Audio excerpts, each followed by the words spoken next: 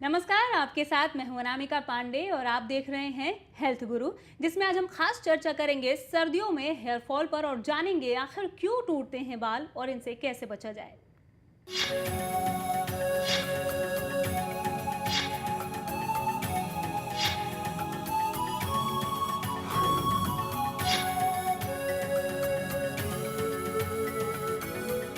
और हमारे साथ आज इस खास चर्चा में शामिल होने के लिए स्टूडियो में मौजूद हैं फोर्टिस से consultant dermatologist doctor Sachin Dhawan. बहुत बहुत स्वागत है डॉक्टर सचिन आपका हमारे स्टूडियो में। धन्यवाद। आपके साथ चर्चा को आगे बढ़ाएंगे, बहुत ही सावधानियां जानेंगे, क्यों टूटते हैं बाल और कैसे बचें, किस तरह से देखभाल की जा सकती है ये भी जानेंगे। लेकिन उससे पहले जरा देख लेते हैं ये रिपोर्ट।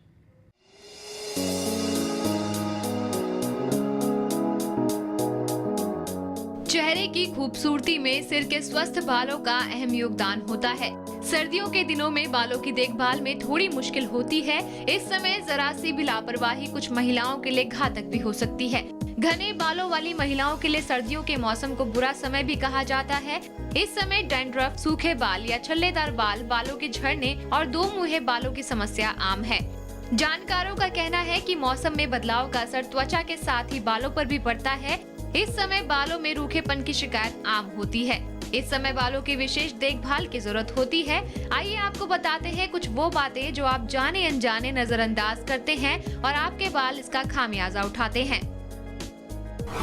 सर्दियों में रखें बालों का ख्याल। कैसी है आपकी कैप? सर्दियों में बालों का टूटना केवल इनकी देखभाल से जुड़ा मामला ही नहीं, ये इस बात पर भी निर्भर करता है कि आप ठंड के प्रकोप से बचने के लिए सिर पर क्या पहनती हैं। कई बार स्कार्फ लपेटने या ऊनी टोपी पहनने से बाल फंसकर टूट जाते हैं। हीटर के उपयोग से होता है नुकसान।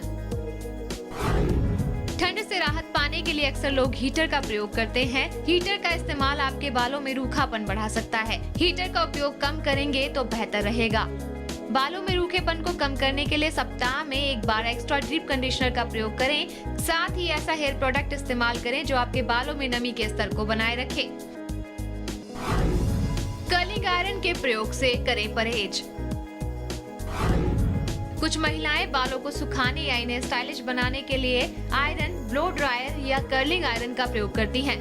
कर्लिंग आयरन आदि के प्रयोग से बालों में रूखेपन की समस्या बढ़ती है। बालों को सुखाने के लिए इनके इस्तेमाल से बचना चाहिए।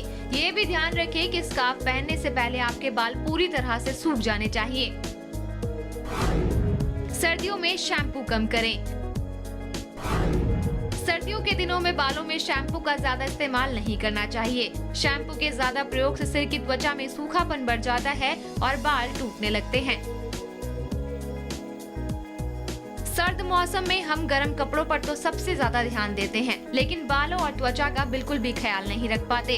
अच्छी जैकेट, स्वेटर, जीन्स, शूज आदि तो पहन लेते हैं, लेकिन बालों का ख्याल रखना भी जरूरी होता है, जो मौसम का हमेशा सामना करते हैं।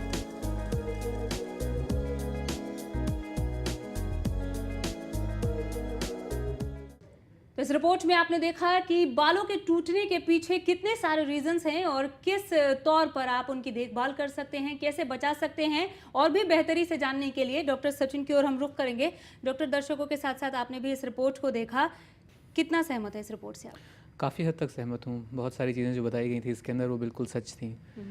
जैसे कि कर्लिंग आयरन्स का इस्तेमाल, उससे नमी चली जाती है और बाल टूटते हैं जी। उसके साथ साथ हीटर्स के इस्तेमाल से बाल टूटते हैं। तो बहुत हद तक मैं सहमत हूँ जो बताया गया। काफ़ी अच्छा वेल रिसर्च्ड इनफैक्ट रिपोर्ट था ये जी। लेकिन एक बहुत बड़ा कारण जो बालों के टूटने का होता है, या एटलीस्ट जो विजिबल लगता है इंसान को कि बाल टूट रहे हैं, वो ये है कि हम लोग सर्दियों के अंदर बाल इतना फ्रीक्वेंटली धोते नहीं हैं जी।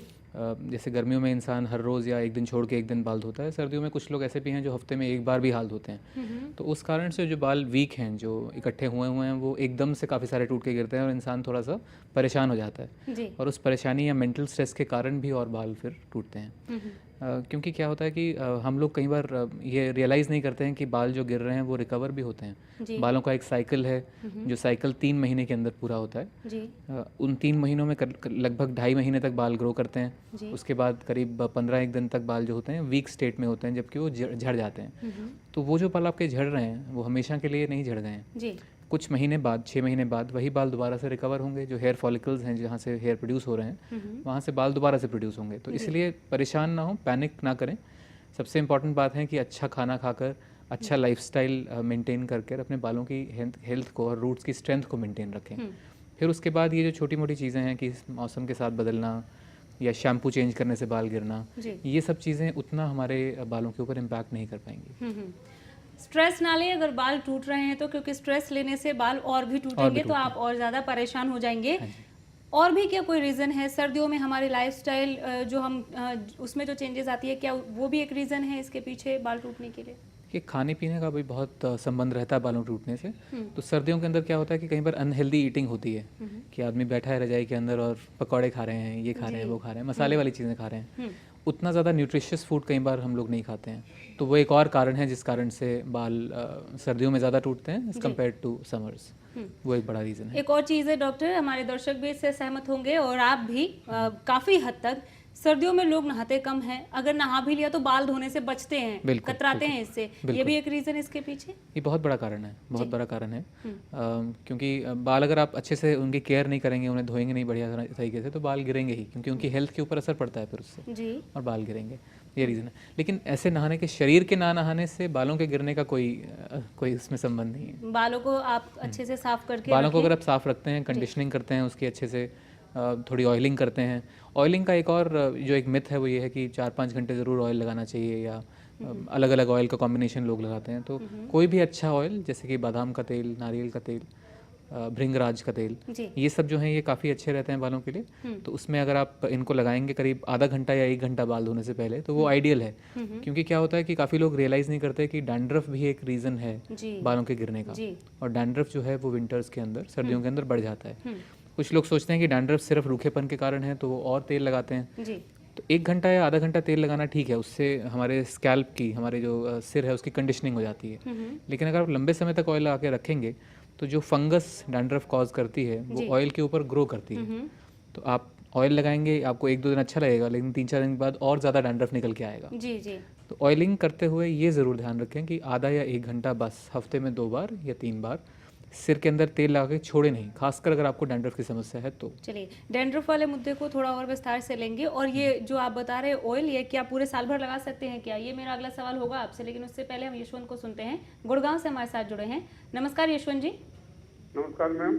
पूछिए अपना सवाल। मैम मैं ये जानना चाहता हूँ, मेरी एज अभी 25 है और 2-3 साल में करीबन एकदम से मेरे बाल आगे की जो है ऊपर के काफी हद तक झड़ रहे हैं और आधे से ज्यादा झड़ चुके हैं। क्या इनका कोई इलाज वगैरह हो सकता है? बिल्कुल, डॉक्टर सचिन है हमारे साथ और ये काफ़ी आम समस्या है। सामने से बाल झड़ते हैं।